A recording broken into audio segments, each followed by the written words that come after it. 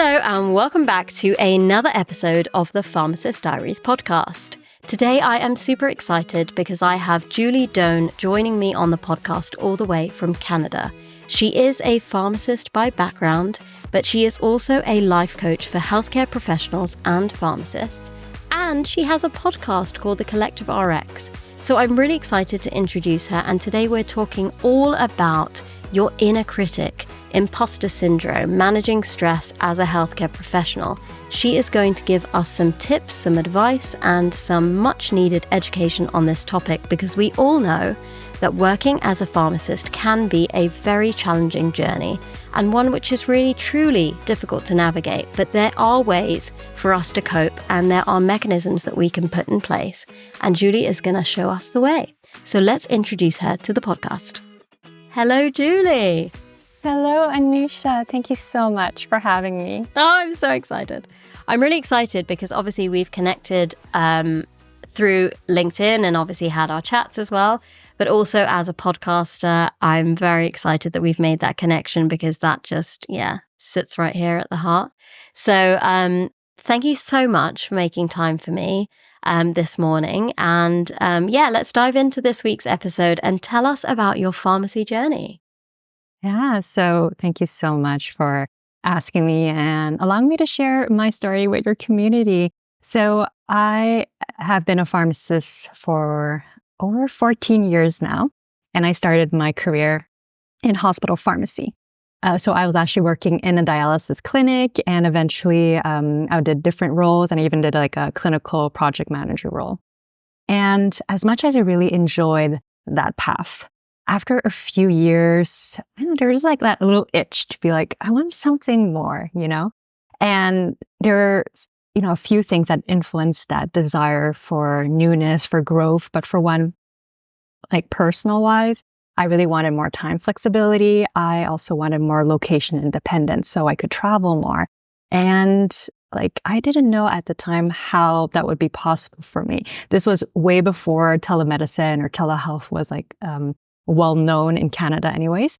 And this was before I was on LinkedIn and connecting with all interesting pharmacists with different backgrounds. So the conventional path of pharmacy that I knew didn't really align with that desire for time flexibility, location independence. So, despite all of that, I just knew I'm wanting something different, and I'll figure it out. I'll get signs somehow.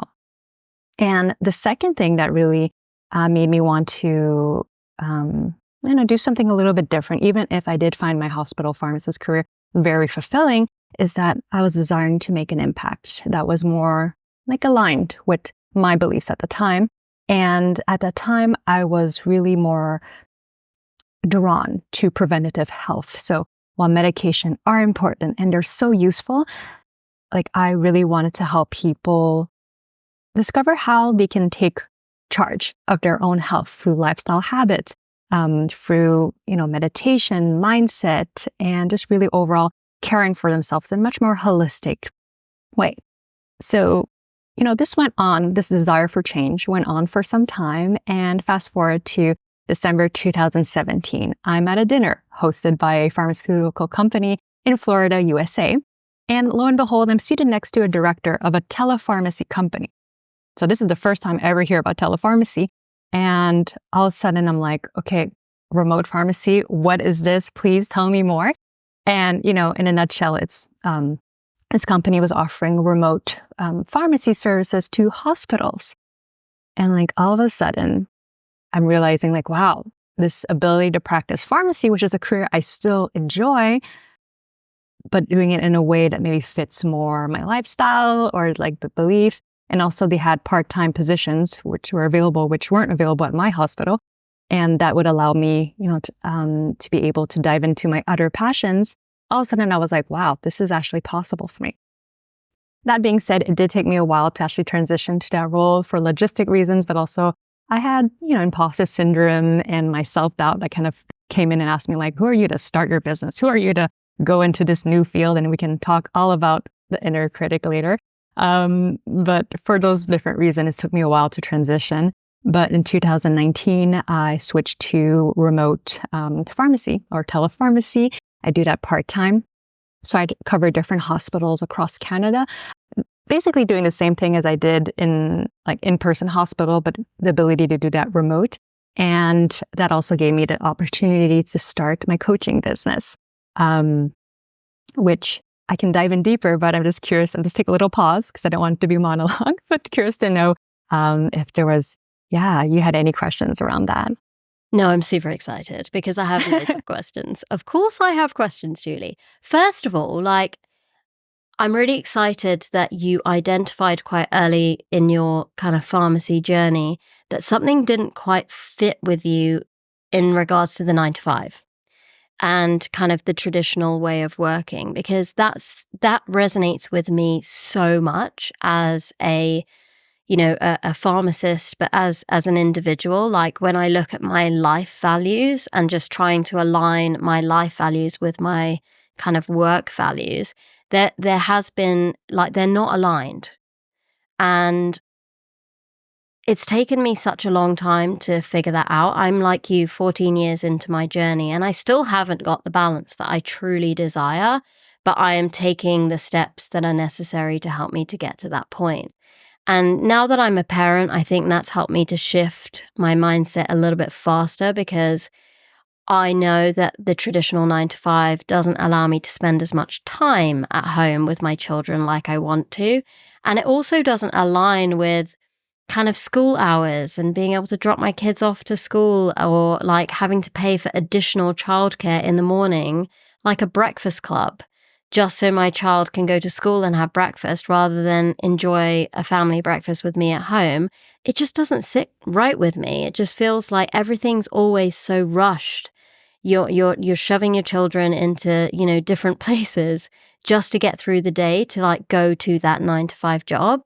And a job that I love and that I enjoy, but it just doesn't align with kind of my home life. And for me, I've reached a tipping point. I've had my second child recently. He's now 2 years old. But when I went back to work when he was 5 months old, trying to juggle what used to be my life, very sleep deprived with 2 children, like, still trying to breastfeed, still trying to get him to transition into a nursery or a daycare, plus trying to juggle the 2 jobs that I had, commuting 3 hours a day, continuing with this podcast. It just, like, I got to the point where I was like, this isn't working, and I'm either going to hit burnout and be so far into the cycle where I'm going to have to take months off from work to recover, or I have to make a very difficult decision to leave the current job that I'm in and look for other opportunities that balance kind of that work-life balance. So a lot of what you're saying resonates with me, but what I wanted to ask you from your point of view is that how did you make that discovery, or what was it that helped you to lean towards a different kind of, or shift your mindset to a different perspective? I would say there are several things. One of the things that has helped me a lot was just being immersed in the world of really personal development from a young age. Actually, since the age of 15 years old, I was actually reading personal development books. And I guess with that certain awareness, it's hard to continue living in autopilot when there's just something in your body. And I was at the time, learning to really connect with my intuition and just overall my body. And there were just signs for my body saying this, like, it's not terrible what you're doing right now, but there's just something off, or sometimes there's even that lack of spark that was in me. Again, even if I did really enjoy my job, there were just like different signs, even if I couldn't necessarily put a finger on it all the time, that there was something else. Another thing that I also do in terms of like my personal practice is, and this is going to sound morbid to some, but you might have already heard the practice of like imagining like as if you were at your funeral or like even on your deathbed, and just thinking like, what regrets would I have? And just kind of thinking over that. And one of the regrets I would have is like, not having just went in and like my desires, my passions, or like the things that I found was at curiosity about, like not having given myself the time to actually pursue them. And just knowing that pharmacy is we have a privilege in the sense that we can always come back to pharmacy in a certain way, you know? It's I don't know how it is for you in the UK, but in Canada, there's always a need for pharmacists. There's never enough pharmacists in hospitals or even in like community pharmacies. And I knew if I decided to go ahead and explore this other thing or this desire I had for preventative health or health coaching at the time, that if ever it ends up not working out, I can always, come back. So to answer your question, there was not like a single thing that allowed me to say like, okay, this is the time for me to actually move. But just like a lot of various signs that I kind of added up and being like, you know what, like it's now or never. It's like a gut instinct as well, right? Mm-hmm. And going with your heart or your gut, whatever kind of resonates with people in terms of the terminology. You'll tell me if this resonates, but like as a healthcare professional, I know that sometimes I'm extremely in my head and learning to be more into the body, into intuition, the gut feeling. At the beginning wasn't so natural to me, but leaning in after seeing confirmations of like, yeah, the times I do lean into my gut feeling or my, my intuition, it has led to beautiful outcomes. So let me trust this versus just only trusting my logic, because my logic was telling me like, or maybe it was more my inner critic being like, you can't go ahead and, go part-time and do this strange coaching job. Like, what is coaching kind of thing? And so, being able to lean into that gut feeling. Yeah, I think that's so valuable to bring up because people usually experience it, right? They feel it, but they don't necessarily do anything with it, or they don't take action even though they know it's there, or they find it difficult to take action. It's not easy. I'm not saying that it's an easy journey and that I've been the kind of person that's like, yep, I know what I'm doing. I'm confident with my next steps or my journey, and I just kind of like go ahead and do it. I think in the early stages of my career, yes, that was the case because I was free. I didn't have responsibility of a mortgage, a family, young children who rely on me in terms of responsibility. It was just me. And I think when you're younger, you can also make decisions that are quite spontaneous and adventurous, and you don't necessarily think about all the consequences. So sometimes it's easier, or maybe that's just me, but it was easier for me to make decisions because I actually love the journey of learning more about myself and going on the adventure. Like moving to Dubai is a great example. I was in a full-fledged 3-year residency program.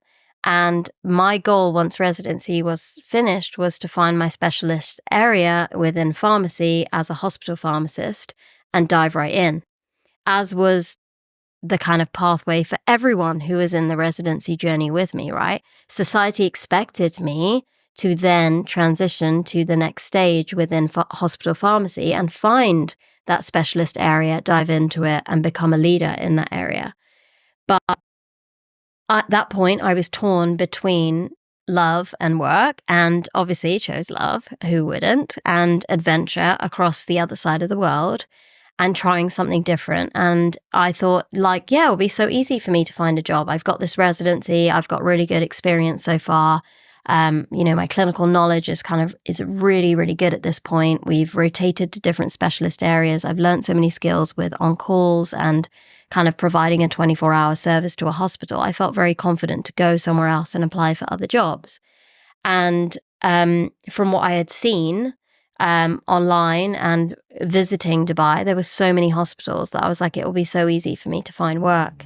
But it took me 10 months to find a job because the landscape of pharmacy was completely different. And again, there wasn't that much information online to say anything different. So I moved there genuinely believing and going with my gut instinct that the skills that I have today will definitely land me in an amazing position as a mid-level pharmacist after 3 years of kind of qualifying, or still kind of early careers. But it would give me a really good solid foundation to get a good job to bounce into my kind of next adventure. I was proven wrong, and that's all good. And it hurt me. Like it made me feel less of a pharmacist. Like I wasn't as qualified or as confident or as good at the job that I thought I was. But I also found myself stepping into comparing myself to people at home and seeing what my old friends are doing, and where their journeys are going, and feeling guilty that I'm not on the same pathway. Obviously now, several years later, I realized that I was in such a fortunate position to experience what I did. I was in such a great place to explore a different side of healthcare, and it's opened my eyes to so many different things and skills, from leadership, project management, working with a different culture. But in that moment, I was just so focused on like what was in my head. And it was very challenging. And coming back home, I have tried to reflect on those journeys. I've tried to reflect on the good, the bad, the challenges, and try to make better decisions, or make decisions that are more suited to what I think I need to step into in my next phase. But it is hard to manage that. Imposter syndrome and that inner critic is real. I still deal with it now as a podcaster. I still deal with it now, 4 years into my podcasting journey. I'm like, am I the right person to teach other people about podcasting? Duh, yes, I am. But inside, I'm thinking, well, I don't have a degree in podcasting. I don't have all the qualifications that are needed to teach other people about how to start a podcast. But I'm starting to shift that mindset and learn more about myself, that it's okay. Like you're on a journey, and it's okay to have some reservations, but you also need to have confidence in yourself. And that obviously comes with a lot of time and with a lot of work. So, yeah, it's difficult to shift. But I guess I want to ask you, in terms of when you decided to make that shift to telemedicine, and when you decided to also think about life coaching and health coaching, what was the motivation behind the journey of helping other healthcare professionals? Were you seeing stress and burnout and fatigue with your colleagues and friends, and that was motivating you to then help others on the journey? So it was both my own journey and also seeing other people deal with that mental overload, the professional fatigue or burnout, that really motivated me to pursue these tools, so that I can both help myself but also help others. So on a personal level, I had mentioned when I was working as a hospital pharmacist, I did for 3 years have a role of a clinical project manager, and I was basically responsible for implementing an electronic physician ordering system in our hospital. And that was a really fun challenge. And at the same time, a lot of work, and also a lot of uncertainty in the sense of getting this software and implementation off the ground. And I definitely dealt with a lot of mental overload and that fatigue. And at that time, I happened by chance to fall on a mindfulness course. And it just helped me just incredibly so much. The ability to observe my thoughts, and which is one of the things we can talk about later. You'll be able to observe what is that inner critic is constantly yapping at, and being able to question, all of those different thoughts. And also at the same time, I had learned about different life coaching, or thought work, which is being able to see how our thoughts create our feelings, create the actions that we take in our life, and then create the results that we end up having, right? And having seen how that has really transformed my ability to not only take care of myself, to quiet the inner critic and redirect it in a way that my self-talk was much more supportive, allowed me not only to feel much more resourced, but also helped me show up much better at my job. Even if the outside circumstances didn't change in any way, my inner landscape, my way of viewing things, my way of showing up was just totally different. And part of that journey allowed me to see that, our healthcare system, or the quality of our healthcare, really depends on the well-being of our healthcare professionals. And if our healthcare professionals are exhausted, burnt out, overworked, completely stressed, it's going to reflect. It's going to show up in the way we show up for our patients, even if maybe at the beginning we can still, give, eventually it'll be really harder to be present. And when I start speaking to people who are kind of on that brink of not yet burnout, but really professional fatigue, it's like, do you feel that they're not super present? The patient is talking and they're kind of sort of half listening, at some point, or they're getting really impatient with their patients or their colleagues, and they're just getting really irritable, at work. And, on the flip side of when healthcare professionals are resourced, are replenished, I really believe that it can definitely influence our healthcare in a better way. So, everything that I do, whether it's in my life coaching services for healthcare professionals or my health coaching services, which is all about helping people reduce their use of medication through lifestyle habits, it's about how can I, in my own way, contribute to a healthier healthcare system where both the public and healthcare professionals are really thriving. So that has been, I would say, my guiding light or my mission. That has allowed me to just continue advancing despite the different self-doubt or despite the different challenges that I've encountered in my own journey. That desire to make an impact in that way, to leave a certain legacy, if I want to call it that, has allowed me to keep on going. Yeah, that makes a lot of sense. I see a lot of healthcare professionals who genuinely just don't have a clue that they need to look after themselves. And it worries me. A good example of that is I've started this new job and I'm really fortunate that I'm no longer traveling, my crazy 3 hours a day and spending a lot of time sitting on a train. And even when I did have that journey, in order to kind of prioritize my health and well-being to be the best version of me and the best version of the pharmacist that I wanted to be, and that comes from kind of from the mindset point of view, productivity point of view, just looking after my body so that I can sustain the amount of hours that I'm working and be in a high-pressured environment, a stressful environment, but still feel calm on the inside and physically fit as well. My train station is 3 miles, so 5 kilometers from my house. So a lot of the time I would try to walk, run, or cycle that journey as part of my commute. And I call it my kind of 3-in-1 trick. It's that I'm commuting, I'm physically looking after my body, but also I'd be obviously listening to podcasts and trying to educate myself on the way. And I've started this new job. It's a 20-minute drive, or I can cycle there within 8 miles, which is 12 kilometers. And I'm not very confident with my bike on the road yet, but I am confident that I need to find strategies to save time. One of which is that it's if I can cycle to work, I get my exercise done, so I don't have to then find time to either wake up crazy early in the morning to do it or do it once the kids are in bed when I'm really not motivated. And also when I exercise late in the evening, I obviously get really energized and then struggle to sleep. So I have to kind of, balance my strategies for physical health. And one of those was cycling to work 2 or 3 times a week. Would be an amazing idea. And when I get to work, I feel so good mentally because I'm I've done something so good for myself and it hasn't even got to 8:30 in the morning yet.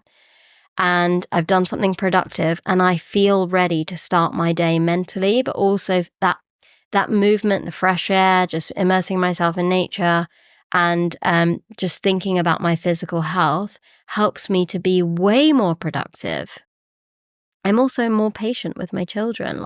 A lot of good things happen when I exercise and, my serotonin gets boosted and I just feel good about myself, right? I make better decisions when it comes to eating food. If I've exercised, then I'm way more likely to eat more healthier options and not grab whatever I can find on a busy shift at work. And make poor decisions when it comes to eating habits. I'm also more organized so that I actually take lunch into work, which is much more healthy than spending money on junk at the hospital. So, but when I get to work and people see that I'm a sweaty mess and I've got my cycling helmet on, they're like, seriously, like, you cycled to work. Like, what's wrong with you? I was like, I can't believe you're saying that. Like, you're a healthcare professional. Like, what do you do to look after your health? And they're like, we don't have time for exercise. We don't have time to think about our physical health and mental health. Like, we're just grinding. And I hear that so much now on a day-to-day basis that it just makes me really sad. But it also makes me think that I wish we had health coaching as undergraduate pharmacy students to help us to genuinely understand the impact of looking after your physical, mental, and emotional health when you become a healthcare professional in quite a stressful environment.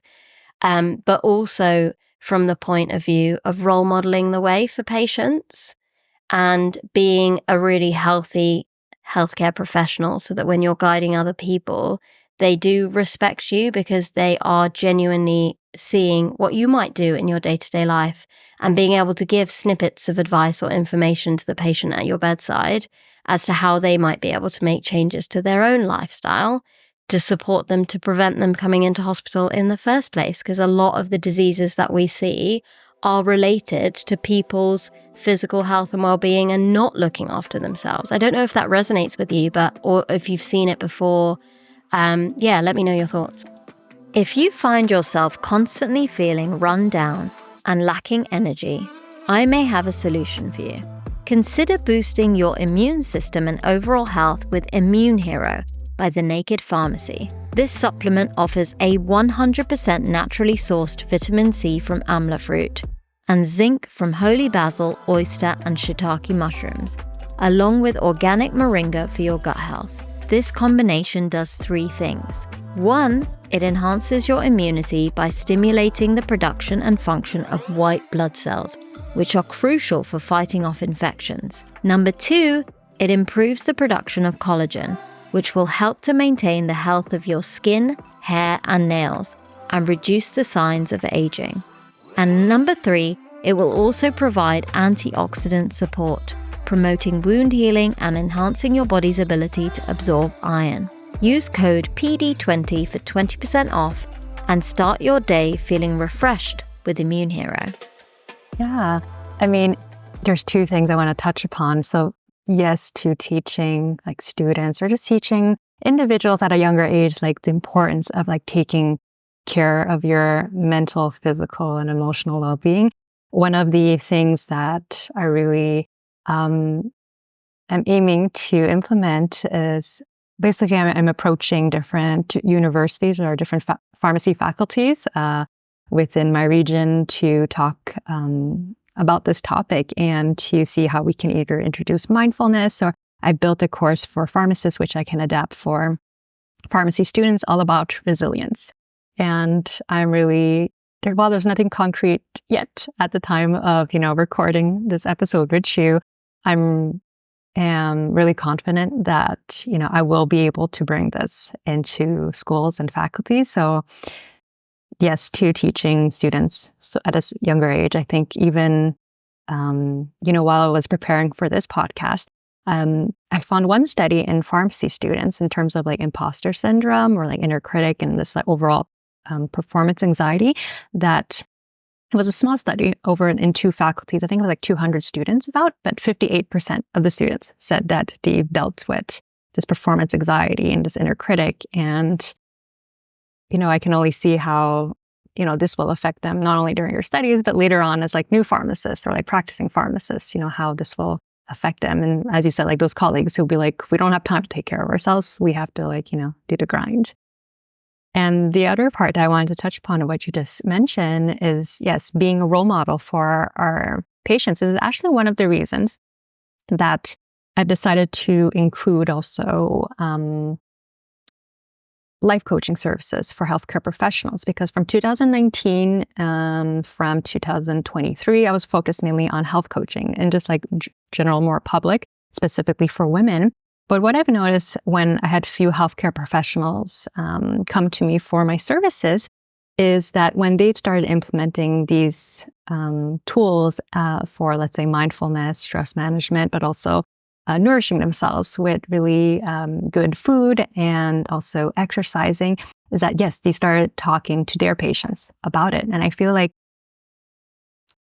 I don't know how it was necessarily in the UK, but like when I did pharmacy school, that was way, way back then, is like we didn't really talk about a lot about, the impact of nutrition or exercise. We knew it was important, but like we weren't given tangible skills of how to actually counsel patients about, start small, do this, etc.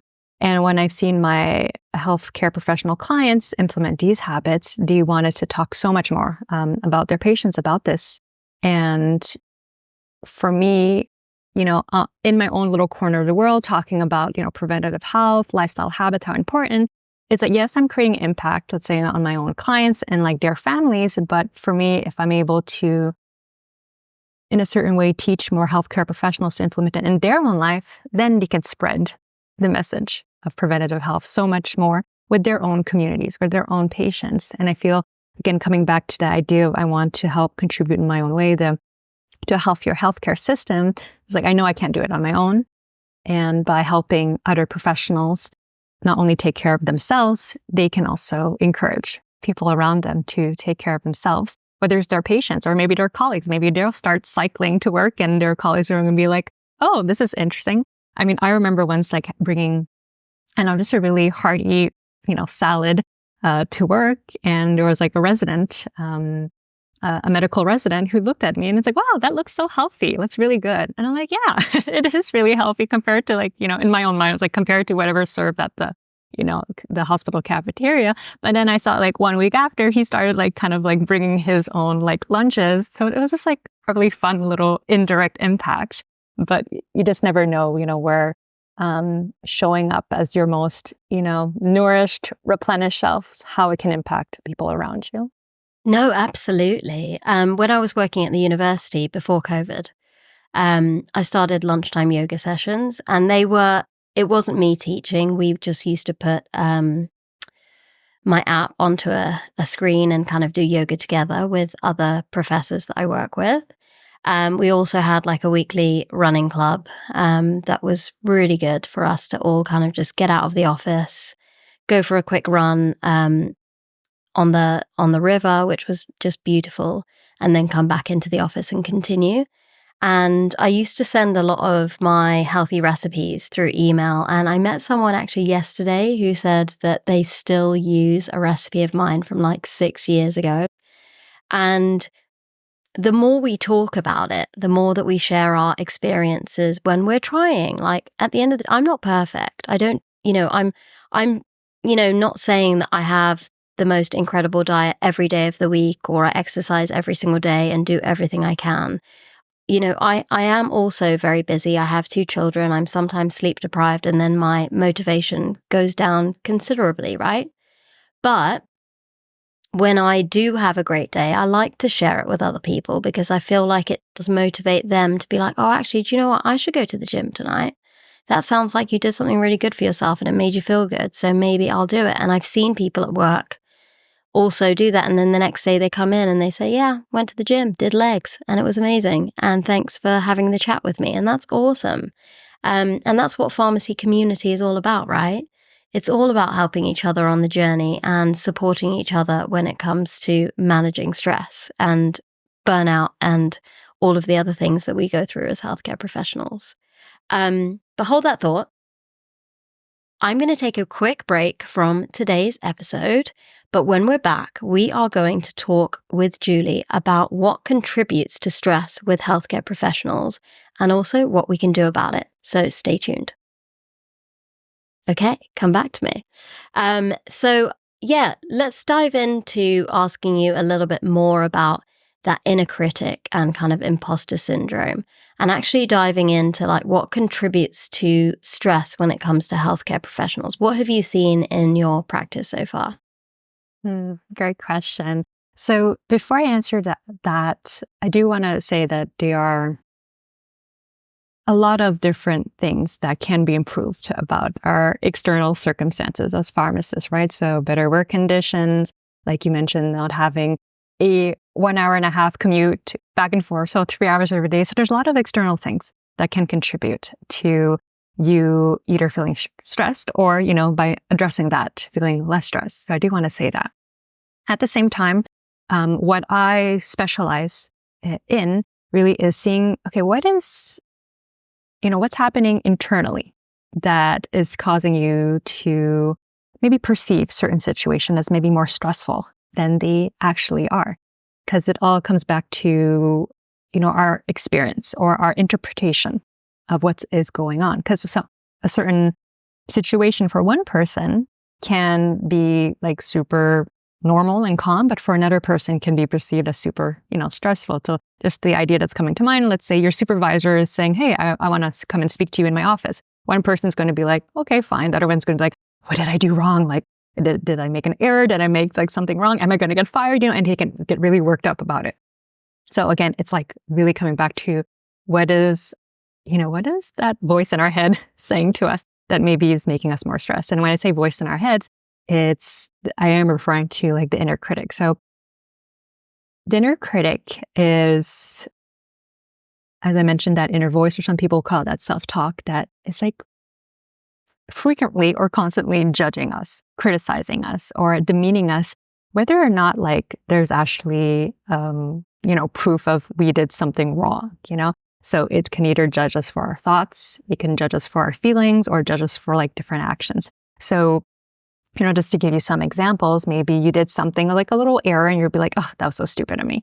Or you can tell yourself, you know what, I just never do anything right. Or maybe you have this important task at hand and you tell yourself, like, oh, I better not screw it up this time. So you can see there's always that kind of tint of like criticism or like judgment. Or it could also be interpreting certain things in a negative, interpreting certain situation where you see yourself in a negative light. So let's say you're in a multidisciplinary rounds and like you're giving a suggestion to a doctor, and the doctor is just, I don't know, maybe just has a passive face, or maybe just kind of like is maybe thinking, but maybe he's making like a funny face. And all of a sudden you're like, oh, maybe he just thinks my suggestion is stupid. Like you don't actually know what the physician is thinking, but you're just taking that information to like judge yourself, right? And sometimes it could be your inner critic can be a little bit more subtle, or, use sarcasm, or just an overall, an unsupportive voice. So let's say you are thinking about starting your own podcast and your mind's going to be like, you start a podcast? Who do you think you are? You're going to fail. No one's going to listen to you, kind of thing. So it's like, that's like a inner critic kind of leads with like that self-doubt. At the end of the day, it's that voice that is like just really unsupportive of you and judging you. And, on the long term, having this highly active inner critic just constantly talking to us and putting us down can really have that emotion, like put a toll on our, emotional well-being and overall like self-esteem. So that's like the inner critic. And there's also the imposter syndrome, which has a lot of similarities to the inner critic. But I would say, while there's like no set, medical definition of what an imposter syndrome is, it's basically feeling like a fraud, or feeling like a phony. And where you are like doubting your abilities, your knowledge, your competence, regardless of whether, there's actually proof of your incompetence. Or another way to say that is, regardless of, the evidence saying that you are so competent, you have what it takes to do this particular job, you're constantly, doubting yourself and fearing maybe that other people are going to find out that you're not actually as good as, what they thought you were. So for example, let's say you take on this, new pharmacist position, but there's a part of you that's like, I actually didn't really deserve this. Like, I'm not actually an expert in this topic, like I better work super hard so people don't realize that I'm actually maybe don't know, or like, I better not be caught like them asking me a question and I actually don't know the answer. So it could cause what we call performance anxiety, to wanting to like work extra hard, kind of cover up any perceived shortcomings, or to be found, have some kind of fault found in you. So before I go into maybe examples, I do want to see what are your thoughts on what I just shared so far? I think there are a lot more examples than I think there are a lot more people and there are a lot more examples of this that are quite subtle that I don't see or experience on a day-to-day. Personally, I have found myself like having an inner critic and just having no idea that I have that voice until someone has basically told me. And it's usually my husband. He is the best person to be around when it comes to honesty and the most genuine honesty. But he will just say, he'll turn around and literally say, like, would you say that to a patient? Or would you say that to your friend? Is that the type of feedback that you would like give a customer who walks into the pharmacy? Like, you're being very unkind to yourself. That's usually what happens to me. But I also find that now that I'm stepping into entrepreneurship and I'm stepping outside of what I know in terms of pharmacy, that transition phase requires a lot of shift in terms of my mindset, because those thoughts appear and they are natural, but it's just understanding that maybe they're not real, or I have to shut them down and I have to find a way to tell myself that actually no, like, shift it into something positive or give yourself credit for the 10 things that you have done rather than perceiving yourself as 20 steps behind. Even this week, I've moved into a new job, like I was saying to you, and I've moved out of pediatric pharmacy work and I've moved into working in adult care, but also specifically in infectious diseases. And my colleague at work, she's got 2 weeks off, so I'm basically covering her role, and I'm brand new to the role in the hospital. I did work there 6 years ago, but that's a very long time ago. Lots of things have changed. I'm getting used to all the systems, but she has left me in charge of going to multidisciplinary team meetings with lots of consultants where I have to share my voice and my opinion. And I sat in a meeting at one point and I was like, oh my goodness, like how has she left me in charge? But then at the same time, I was like, Anisha, you have 14 years of experience, like chill. It's okay. And if you don't know the answer to the question, it's also okay, because you can say to that consultant, I'm going to look it up. So even though you feel a little bit outside of your comfort zone in that moment or in that experience, it's okay to take a step back and tell yourself that actually it's not a worst case scenario. You are in a new learning phase and that transition is perfectly fine. So there are examples that pop up for me that I don't even realize I'm doing it. And I think that could be the case for a lot of other people as well. No, definitely. And I mean, what you just shared was a beautiful example of how you were able to redirect that voice. Because one of the things I did want to mention is like the inner critic, as inconvenient as it is also a very powerful tool when you learn to redirect it. That voice in your head, I mean, it's constantly on. It's constantly talking to you. It's constantly saying something. But if you can train it to say things that are actually supportive and that actually help you, whether it's empower you or believe more in yourself, it is such a beautiful and powerful tool to help you go in the direction that you want to go. The thing is, most of us aren't really shown how to redirect art or even catch it when it's kind of going on and on and on. And, the feedback that I had from my clients when I've helped them, in other words, like kind of reprogram their mind is like, they're like, wow, I just feel so much lighter all of a sudden. And I'm like, exactly, because you don't have somebody in your head constantly putting yourself down, putting you, like doubting yourself. And I'm thinking about your example of your multidisciplinary rounds. Imagine if your voice just went on and on being like, Anisha, what are you doing? Like, oh, like this person's going to ask you a question. Maybe you won't know the answer and you start getting really stressed and like built up. And like at the end of the day, maybe you'll just feel super tired and not exactly know why. And be like, today wasn't that hard of a day. Like, why do I feel so tired? But that constant criticism in your head can be so exhausting, can be, when we look at professional fatigue or burnout, it's like, okay, what is actually depleting your energy? And it's not always external. oftentimes it's internal. There's energy leaks that is happening from, that inner voice or the imposter syndrome, like questioning you, like, are you good enough for this? And, inner critic and imposter syndrome, while they have certain nuances, at the end of the day, what kind of puts them in common is this overall idea of like, you're not good enough. You're not good enough for that role. You don't know what you're doing, etc. But it all comes back to kind of that little voice saying that you don't know what you're doing. You're not good enough. And when we can redirect it, or at least stop it in its tracks so that it's not constantly going off like a broken record in our heads, it can just, you're just basically stopping that energy drain or energy leak that's happening. And why do you think it's so common for healthcare professionals, like pharmacists or people working in healthcare? Why does it crop up for us so much? Yeah. I mean, I would say there's probably like a lot of different various reasons, and I don't want to necessarily generalize it, but it is something that, is quite common for high functioning or like under like type A personalities, and healthcare professionals typically fall in that really type A personalities, where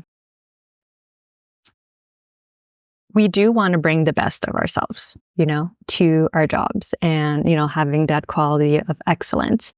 But sometimes, we cross that fine line where we go into more like perfectionism, and perfectionism doesn't allow room for flaws or for, being less than perfect. And you'll tell me if this resonates, but, some of us had upbringings where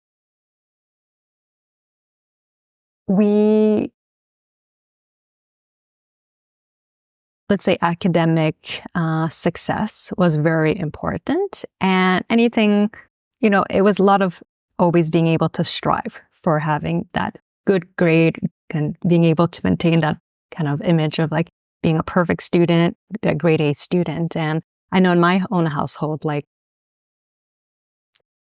if I came home with grades less than 90%, there'd be questions. I'm like, okay, why didn't you get 100%, right? Instead of celebrating what was good, so getting an 85% or a 90%, it's like kind of focus on that gap of why weren't you that 100%?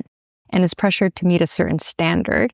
And, whenever perhaps you didn't meet that standard or you failed to meet that standard, you're criticized. So sometimes, or I'll just talk to myself, it's like I internalize that idea of like, if I am not showing up in this perfect startup image, it's like I will be judged. I will be criticized. So, I know for myself, like after having done, therapy and personal development work, is I ended up using that criticism that I received from the external, and I turned it inwards. And I use that as a motivation to, keep on going and to strive and to grow and learn, which, self-improvement is, a good thing. But we do have to have some nuances of, okay, am I looking to grow and learn from a place of, shame because I think there's part of me that's not good enough? Or am I looking to learn from a place of, general curiosity and wanting to really expand? And what I've seen, in the clients who come to me for life coaching services is typically so far they've been using a very harsh inner critic to get them moving forward. So being like, you better not fail. You better get this right. Like, you better not fail that residency. You better not fail that rotation. It's always that focus on you not failing versus like, oh, you know what? This opportunity seems fun.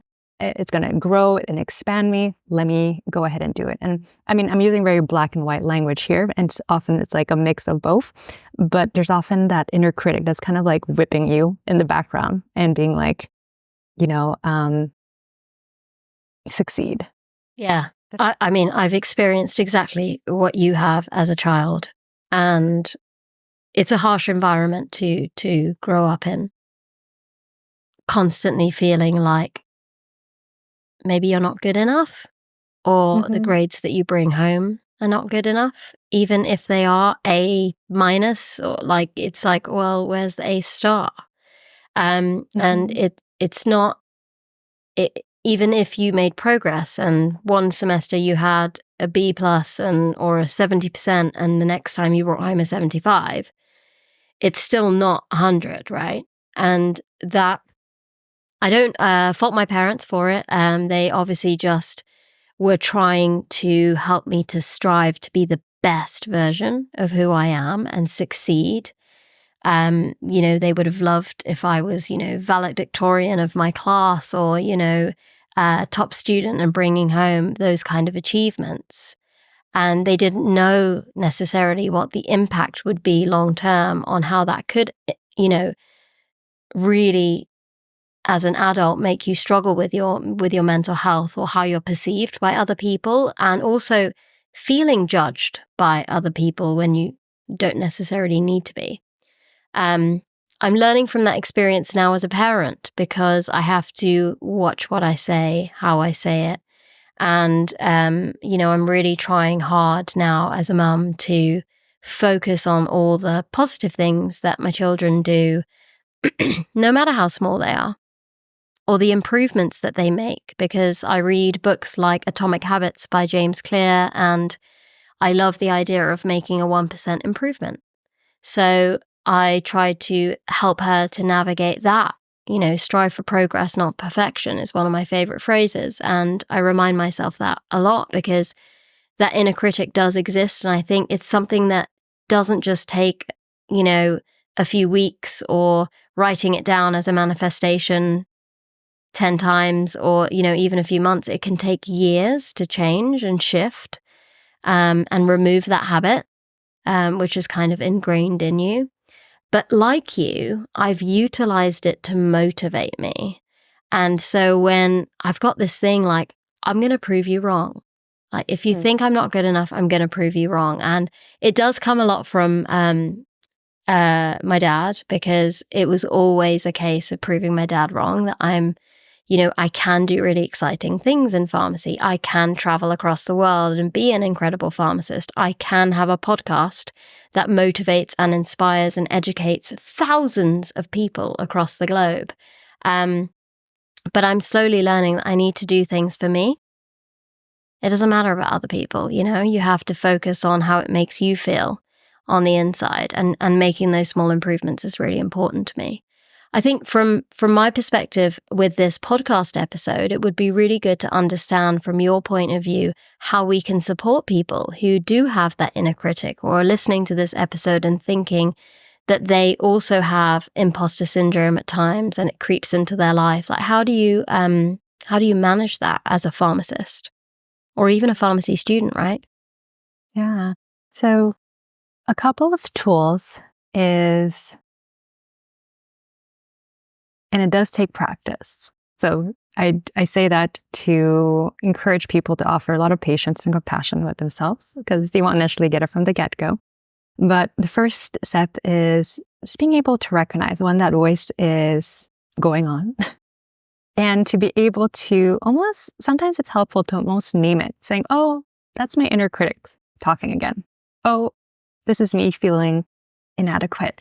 And almost just like naming it allows us to kind of take a step back from that mental loop that's maybe going on in our heads, and to realize that, maybe this isn't true. Maybe it isn't true that I don't know what I'm doing here. Maybe it's not true that, I don't have what it takes to be an infectious disease pharmacist, and just allow us to take that little pause and to question what is actually going on, in there.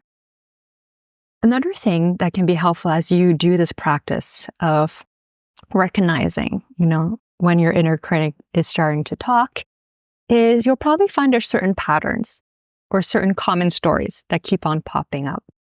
And when you have certain stories, it's easier for you to kind of have that counter response to what your inner critic is saying. So, for example, let's say, just coming back to your example where you said, you are in this new role, and maybe your mind is saying, oh, like, you don't have the experience to be in this role. What are you doing? You don't know what you're doing. And being able to say, no, I actually do know what I'm doing. I have 14 years experience. I have this, and almost like having this preset list sometimes can help you just being like re-anchor into that knowing that, yeah, I am good enough. I do know what I'm here for. And as I mentioned, your inner critic has, if you are able to retrain it, it can be such a powerful tool. But one of the things that's really important is kind of to know your own stories. Like, what are your own stories say, and how can you rewrite them? So I know for myself, I always have these common, like, 3 things that usually pop up for me. And as I'm getting better at recognizing them, it's much easier for me to kind of switch them around. Because you mentioned this earlier, is like, we can't necessarily prevent them from popping up, right? But we can choose how we want to reply to them, and we can choose to like interrupt that cycle of it telling us that we don't know what we're doing, or like we're not good enough. Another thing that I do want to say is like to, bring in some compassion, but also the idea that we don't necessarily need to fight our inner critic, but we want to understand it. Because our inner critic and imposter syndrome are typically trying to protect us in some strange way, but it is trying to protect us. So sometimes our inner critic is trying to protect us from criticism from outside. Because if we criticize ourselves to strive for the best, well, we want people outside of us maybe won't criticize us. Or maybe your example of you wanting to, the example we said, proving my father wrong. Well, like, if you meet those expectations, you want to hear him say something to you. So to understand that, this inner critic is trying to help me in some way. And if I were really just to take time to ask myself, like, what is my inner critic trying to protect me from? Sometimes this allows you to better understand what are those fears, kind of underlying fears. And then to be able to, going back to my point, be able to say, what's a more supportive narrative that I actually want to be telling myself, which comes back to the idea of like having more of a supportive self-talk daily. So what that could look like for more, people looking for more of a tangible practice is, if you identify for yourself one particular story that your inner critic keeps on going at, or even just like particular scenario. So for example, for me earlier in my career, I had a narrative of like, I'm bothering people. And that was kind of from different experience of like when I was young, of whenever I spoke my mind or gave my opinion, like I would get criticized for speaking up. And I saw that how in my adult life, like whenever I had a suggestion to, give a physician or to a colleague, I would feel actually extremely nervous picking up that phone and calling them, because I'm like, what if I catch them at a bad moment? What if my suggestion, they think it's stupid? And I would actually get really worked up, like anxious for 5 minutes. And I would actually have to talk myself down for like 5 minutes before I gave a call, which, as you can imagine, is kind of debilitating. So when I recognize like this is very limiting in my career, this idea that I'm bothering people, let me work on that. So I would each day, it's not a very long practice. It could be just a 3-minute practice where I would say like, what kind of belief do I want to tell myself today? And for example, instead of I'm bothering people, which made me feel extremely anxious, I would say I'm providing, like, what I have to say is valuable. That's what I really anchored in, which gives me, a feeling of confidence, of certitude, and also like service, which is for me personally a core value that's so important for me. So by able to train myself that whenever my inner critic was saying, you're bothering people or your suggestion is stupid, it's like, no, I have something valuable to offer. And this allowed me to show up in a very different way at work with so much less anxiety. So that's like an example of what you could do to, not combat, because again, I don't want to say like to fight the inner critic, but to redirect or get to know your inner critic and to have it transform into something that's so much more supportive. No, that sounds so good. It is really valuable. It's having, and what you've raised is given me kind of some thoughts. Like whenever I'm in the doctor's office, I always hear people come into the office and say, sorry to bother you, as their first line of their sentence. And they do it to me as well. I'm like, please, like, don't say that. It's cool. Come in. I'm here to help. Like, that's why I'm doing the job. Just come in and say, oh, can I ask you a question about blah, blah, blah. And students do that to me as well. Like, oh, I'm so sorry to bother you. I know you're really busy. I'm like, no, I'm here to actually provide you with help and support and education and feedback and mentorship. Like, I am absolutely ready to support you. Like, it's a confidence thing sometimes, isn't it? As well as the inner critic that's telling you that, oh, that person's really busy, I don't want to bother them. And you can get into like a really vicious cycle. But when I go into conversations, even with like this week, I'm obviously dealing with people I don't know, I've never met before. I'm walking into doctors' offices with multiple consultants sitting around, they're having a meeting, and I need to interrupt them to give them feedback or ask them a question or get a prescription changed. But now I can go into a meeting that's being held with people I don't know, and I have the confidence to go in and not say, I'm so sorry, can I ask a question? And kind of shift that mindset. But it does take time. And I think it's valuable to let people watching or listening to this to say that just have awareness of where you're at now and what language that you're using or how you're feeling or what your brain's saying to you. And maybe even write it down, because that's the only way that you might remember what themes are coming up for you on a regular basis. And then try and shift that on, slowly. It doesn't have to be quick wins, but sometimes once you identify the trend, you can actually make that shift because you realize it's happening. Exactly. It's being able to identify that trend and seeing, going back to your 1% improvement, like how can I just show up 1% more in a way that feels empowering, to me. And that could be, instead of saying, sorry to bother you, is just coming in and being like, oh, is this a good time?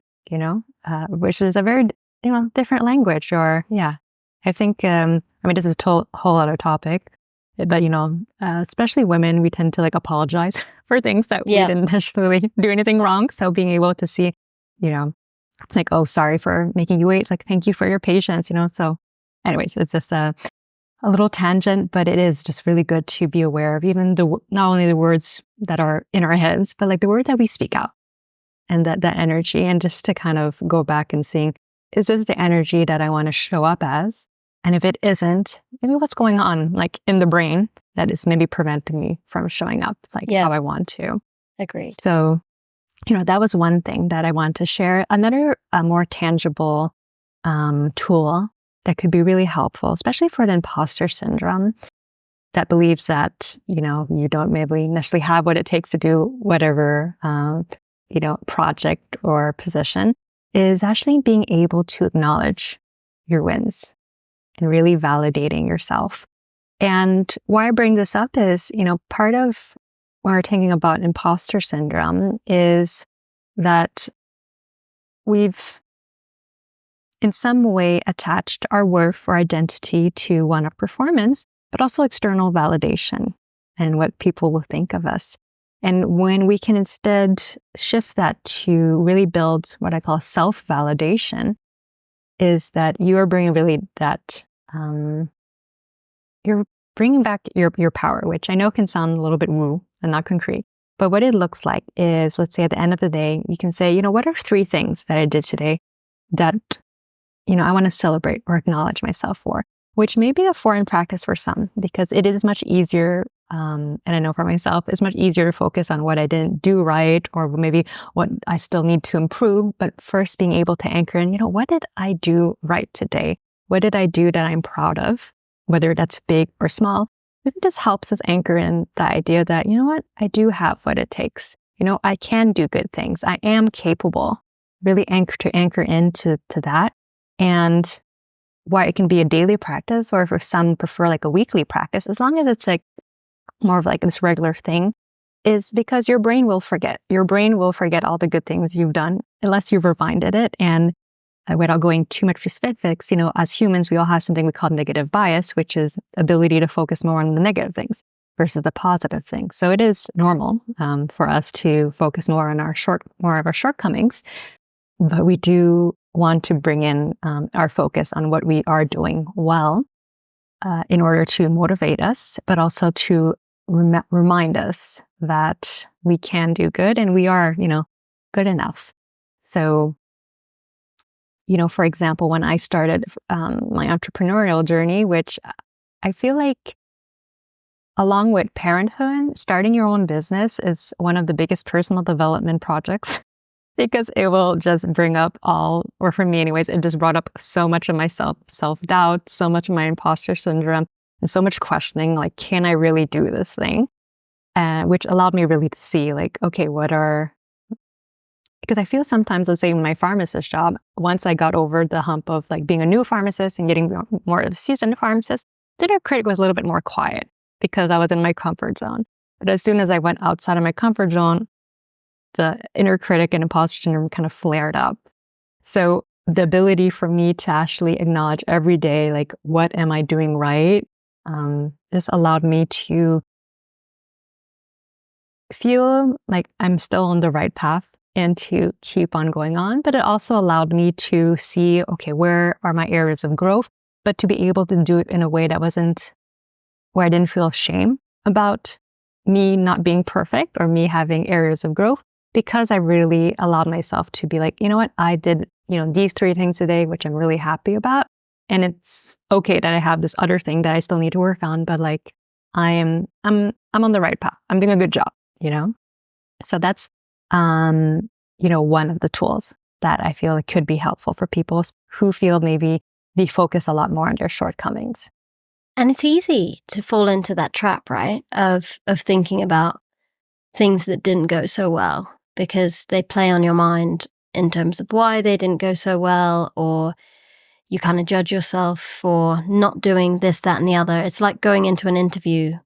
You always come out of the interview, a lot of people come out of the interview thinking about the things they didn't say, or they wish they had given this example, or they wish they had been more confident on this question. And they don't actually think, well, actually, that is maybe 10% of the interview, but 90% of the interview went really, really well. And I see that a lot, even with like my daughter. Sometimes she'll come home from school and give examples of things that she didn't do very well in, or at sports day she didn't win a medal or whatever it is that she comes home with. But we're shifting that mindset, and we've even started doing like evening journaling where she writes down like 3 positive things that have happened in the day that she's really proud of, that she can look back on and see the progress that she's making. Or just, it's like a memory, right? You go back a couple of months earlier and look at all the good things that have happened in your summer, and it just reminds you of all the positive things in your life when you might not be having a great day. And I'm a massive advocate of writing things down in a diary and jotting down those thoughts, because they can be so powerful. If you don't necessarily remember them the next day, you can come back to it and have a look at it another time. Yeah. And like even, the fact that we focus more on, or we have a tendency to focus more on, let's say, what didn't go well, it really robs us of the present moment and the ability to feel proud of ourselves. So an example that recently happened to me is the beginning of June, I had given a resilience workshop to pharmacy managers inside of my telepharmacy company. So it was like a 2-day conference. And out of those 2 days, I had basically given like a 6-hour resilience workshop, very intensive. And it was first time me delivering that program in that way. And, right after, I felt really proud of the ability of doing something for the first time, being able to provide value for my colleagues and help them build their resilience and help them better manage their stress. And after that initial 1 or even like 30 minutes of feeling really proud and happy about myself, the inner critic starts saying, you could have done this better. You could have done this, you could have done that, you could have done this. And like, it probably lasted a good 3 hours compared to my little 30 minutes of me feeling proud of myself. And I noticed that how that focus of what I could have done better just really took me out of that moment, and took me out of that moment of feeling proud of myself from doing something that for me was really big, was an accomplishment. And I reflect on how different moments of my life I've done something that was really significant for me, and how I spent more time indulging in what I could have done differently and feeling bad about it versus giving myself the time to feel really proud about it. So like being able to acknowledge our wins and validating ourselves is, I would say, like the remedy, and helping us bring us back into that present moment and being able to refuel, ourselves. I love that. And I think it's so important.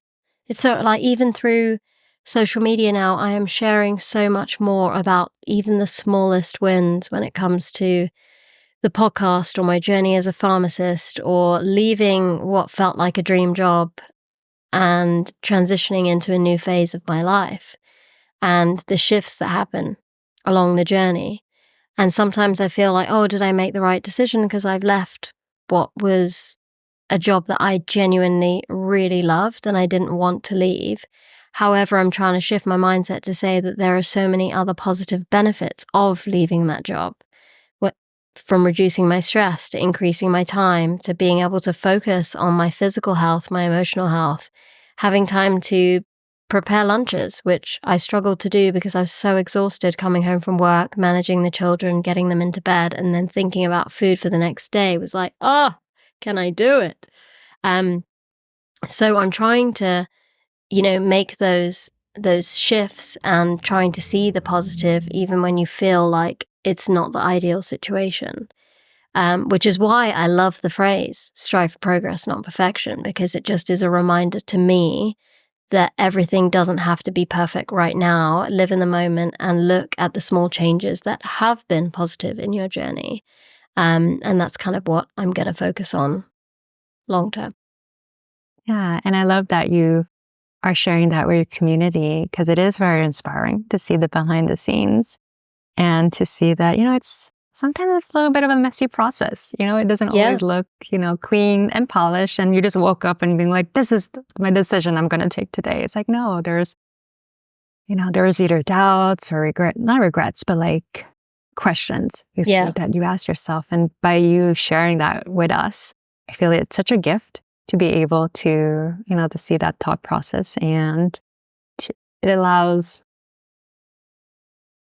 me, when I see that, to kind of also ask myself those questions and being, and just allowing ourselves to strive for progress versus the perfection, which, if I can quickly touch upon this, is one of the things also as a tool is our ability to develop a better relationship with quote unquote imperfection, which, one of the ways we could really do that is, by focusing our progress, or if you or your listeners are familiar with the idea of like the growth mindset, and instead of reframing, being able to reframe areas of improvements as like areas of growth, right? Because we can focus on things we didn't do well, but if we can see it as ways of, this is just an ability for me to grow, to expand, learn something new.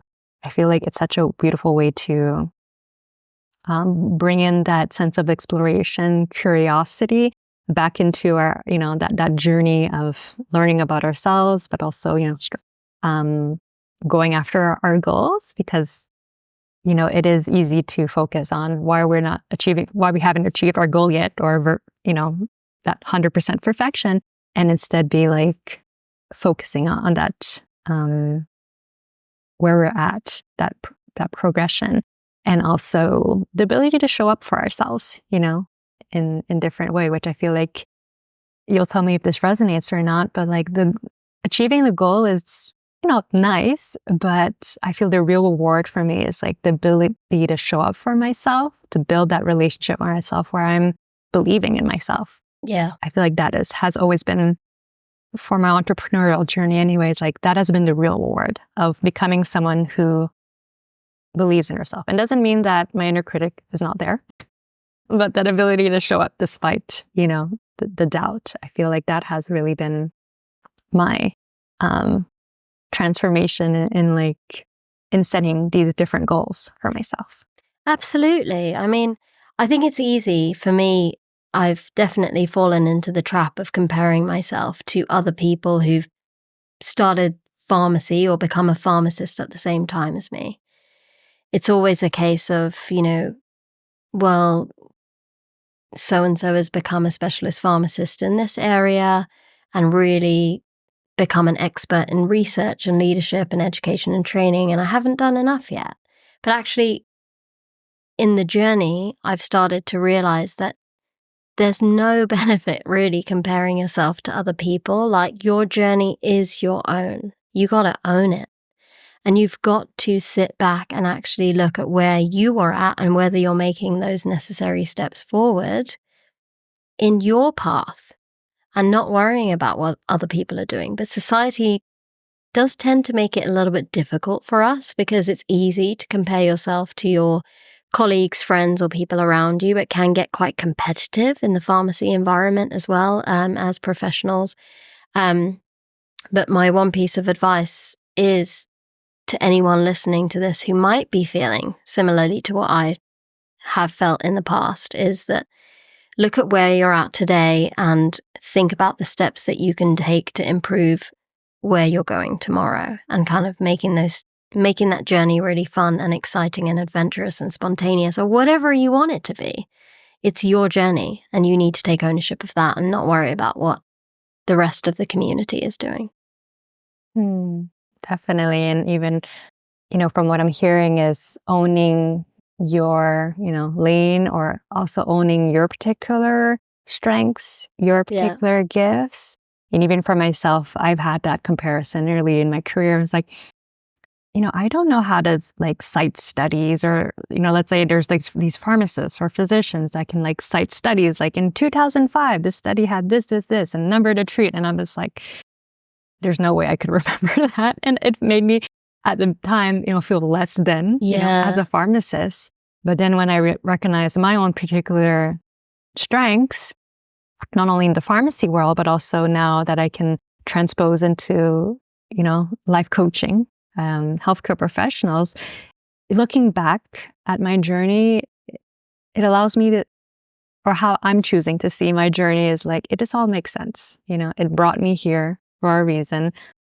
And it's perfectly, okay that I have either a different path, but it's the path that, I've chosen. Yeah, I agree. I've had so much fun talking to you today, and I've learned so much as well about my own kind of inner critic. It feels like you've interviewed me as part of this podcast today, Julie. We've had a shared conversation about our journeys and what we've experienced. It's been quite reflective, which is quite nice for me. I am very sure that a lot of people will enjoy this episode and hearing your story, but also what you have to offer to the pharmacy community and to healthcare professionals in Canada and around the globe, because I'm sure it's all virtual. I really want everybody to tune in to the Collective RX and check out the podcast, because I will add it to the show notes so people can download your episodes, because that will be amazing to support a fellow pharmacist on their podcasting journey as well. And you also have some meditations on there, don't you, that people can kind of listen into as part of the podcast. Am I right? Yes, that's right. And I do want to say just thank you so much, Nisha, for inviting me for this conversation. I enjoyed it so much, and I'm just also enjoying, learning more about you. And I'm really grateful that we're able to share this episode with your community. So thank you so much. You're very welcome. And in terms of the meditations, yes, there is one guided meditation, and I'm intending on sharing more guided meditation also on the Collective RX, and just more in relation to what we talked about today about the inner critic. I do have an episode, it's in episode 10, about upgrading your self-talk to really help you improve your relationship with yourself and, the way you speak to yourself. So if the listeners want to carry on that conversation, that particular episode could be really helpful. Amazing. Thank you so much.